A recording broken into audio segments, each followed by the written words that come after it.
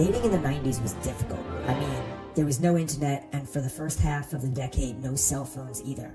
I don't think I got my first cell phone until 97 or 98. A quick fun fact for you, I've had the same number all this time.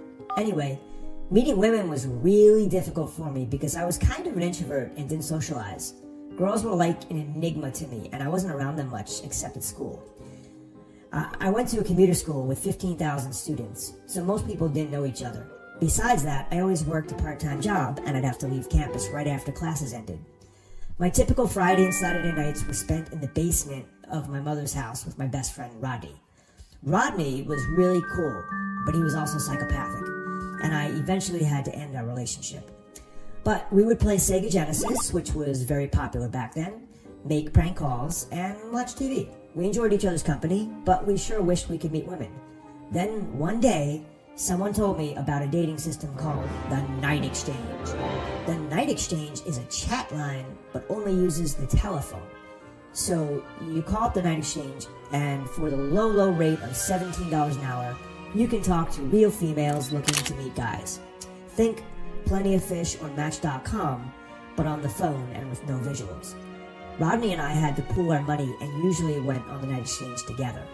You can talk to women live, but you had no idea what they looked like. There's no profile to see, so you had to ask them everything you wanted to know about them.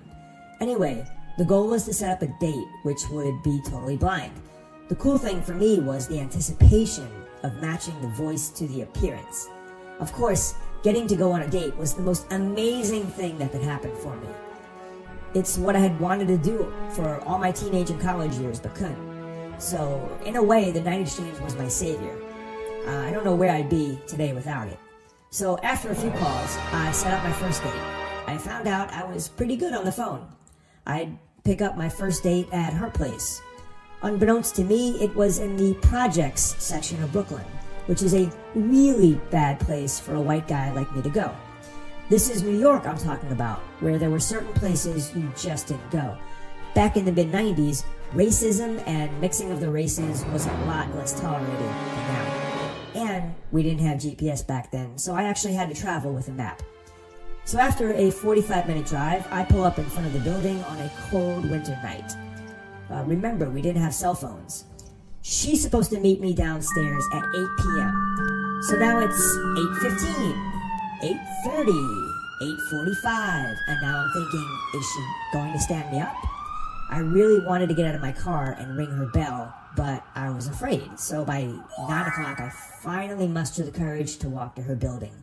I open the door of the building and look for her apartment on the console where all the names are. In the vestibule, there's another door that lets all the residents into the building. I wasn't trying to enter the building, only ring her bell. Just then, 4 guys open the door and say, "You want to come in here, mofo?" I was literally crapping bricks at that point. I immediately said, no, turned around and walked back to my car. I heard one guy spit and then another say something derogatory. I made it back to my car with my heart beating out of my chest. Finally, my date came down 15 minutes later. Geez, if it wasn't my first date, I would have left a long time ago. The date was okay, but I thanked my lucky stars when I finally arrived home. Seemed like most of the women on the Night Exchange didn't drive and lived in poverty-stricken areas where white people shouldn't be. Many times, I would end up going into these bad areas for my dates. And each time, I would think there's a slim chance I could die that night. But as you see, I made it through okay and prayed every time I made it home alive. There were a few other instances of confrontation like this, but nothing truly bad ever happened. Once the internet came of age, I ditched the Night Exchange forever and tried to meet women online. But back in the mid-90s, the Night Exchange was my saving grace, and I'm grateful it was around for me. I got my friends Rodney and Eric hooked on it too.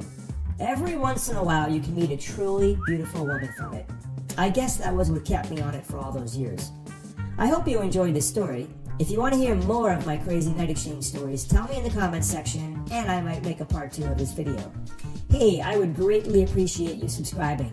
Click the bell to be notified of more videos from me, and if you liked the video, then you should click the like button, right? Alright, see you guys later. Check out my other videos here. Thank you.